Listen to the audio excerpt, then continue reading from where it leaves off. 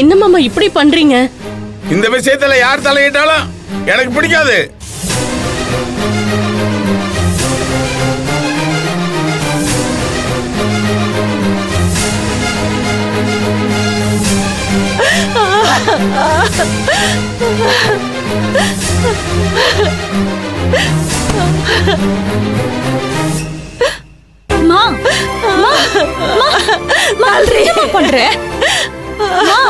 போதும் போடி. பொம்பளையா பிறந்த நான் பட்ட கஷ்டங்களாம் போதும்.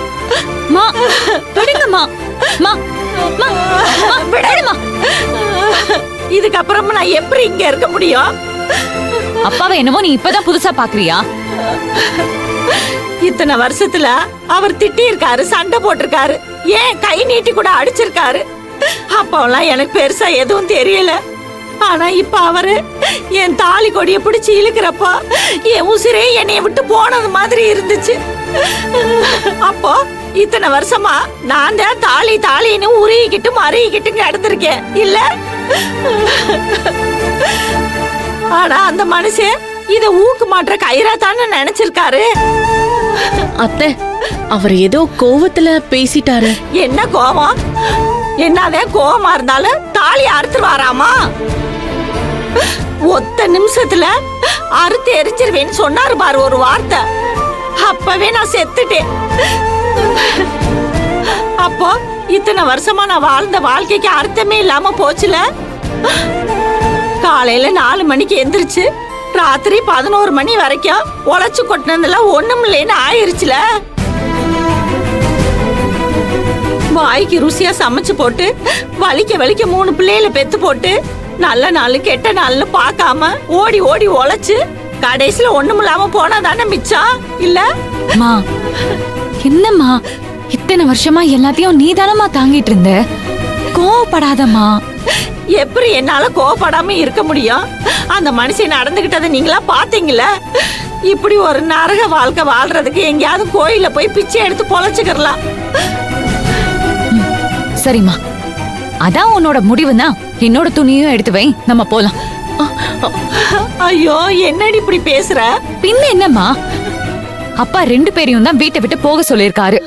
இந்த பாரு, வயசு புள்ள நீ இங்கதான் இருக்கணும். நீ வீட்டை விட்டு போறேன்னா நானும் உன் கூட வந்துருவேன். எனக்கு வேற வழி இல்லம்மா.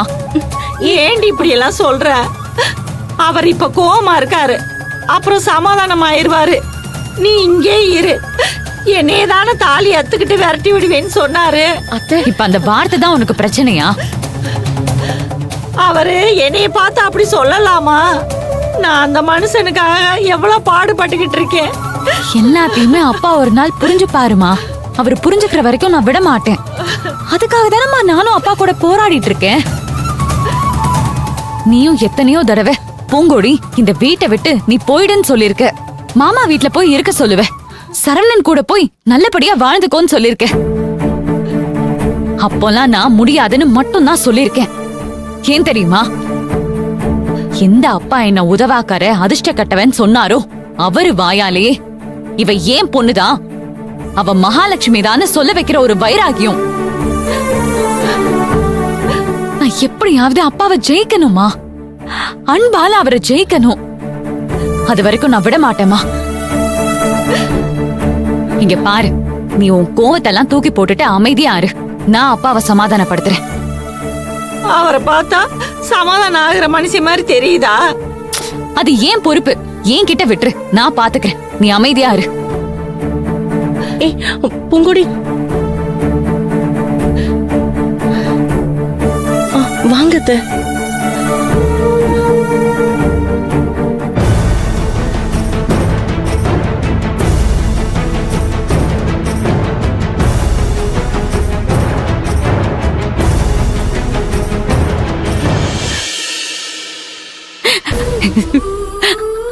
அப்பா எப்பவும் நான் தப்பு பண்ணா உப்புல முட்டி போட வைப்பீங்க. இப்ப நான் பண்ண தப்புக்கு முட்டி போட்டிருக்கேன்ப்பா. உங்களுக்கு தெரியாம படிக்க போனது தப்புதான், ரொம்ப பெரிய தப்புப்பா.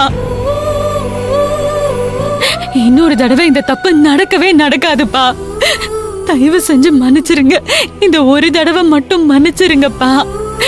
நானும் அம்மாவும். இங்க என்ன நாடக கம்பெனியா வச்சு நடத்திட்டு இருக்கேன்? ஒரு ஆம்பளை முடிவு எடுத்தா அதுக்கு பொம்பளை கட்டு பண்ணணும். அதான் குடும்பம். நான் ஒரு முடிவு எடுத்துட்டேன், அவ்வளவுதான். அதோட முடிஞ்சு போச்சு. அதுக்கப்புறம் அது சரியா தப்பான்னு சொல்லி லாவணி பாடக்கூடாது. இது ஏன் வீடு. இங்க யாரு இருக்கலாம் இருக்க கூடாதுன்னு நான் தான் முடிவு பண்ணுவேன். நீங்க பண்ண துரோகத்துக்கு உங்களை மன்னிக்கலாமா வேணாமன்னு பட்டிமன்றம் நடத்த முடியாது. ஒரே முடிவுதான். 2 பேரும் ஒரு வார்த்தை கூட பேசாம வெளியே போங்க. எந்த காலகட்டத்திலையும் உங்களை என்னால மன்னிக்க முடியாது. ஏன் மன்னிக்க முடியாது? என் பொண்ணு அப்படி என்ன தப்பு பண்ணிட்டா? கொலை பண்ணிட்டாளா இல்ல கொள்ளையடிச்சிட்டாளா? அவ படிக்கன்னு தானே ஆசைப்பட்டா. அது ஒரு குத்தமா? அம்மா அமைதியா இருமா. இத்தனை நாள் அமைதியா தானே இருந்தேன். என்னத்த வாரி கட்டிக்கிட்டே தாலியை கழட்டிக்கிட்டே விரட்டி விடுவேன்னு சொன்னதே மிச்சம். ஐயோ அம்மா கொஞ்சம் பேசாம இருமா.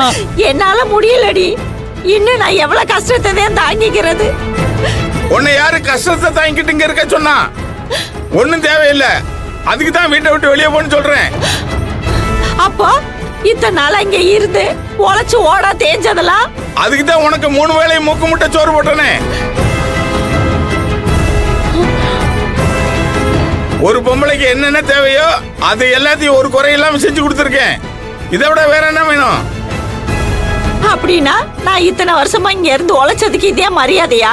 ஏய், இன்னொரு தடவை உழைச்சங்கச்சேன்னு சொன்ன வாயை கிழிச்சிருவேன். கிழிச்சு விட்டா நீ தான் ரைஸ் மில்ல இருந்து மரக்கடை வரைக்கும் வாங்கி சம்பாரிச்சு கொடுத்தேன்னு சொல்லுவ போல இருக்கு. நான் மட்டும் குடும்பத்தை பாத்துக்கறேனா நீங்க எப்படி இப்படி சம்பாரிச்சிருப்பீங்க? அடே, சொத்துல பங்கு கேக்குறியா? உன்ன அப்படியே போடுறேன்.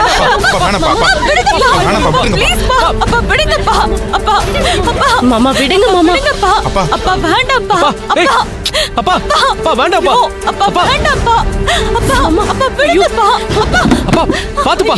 அப்பா ஏய் ஏய். ஐயோ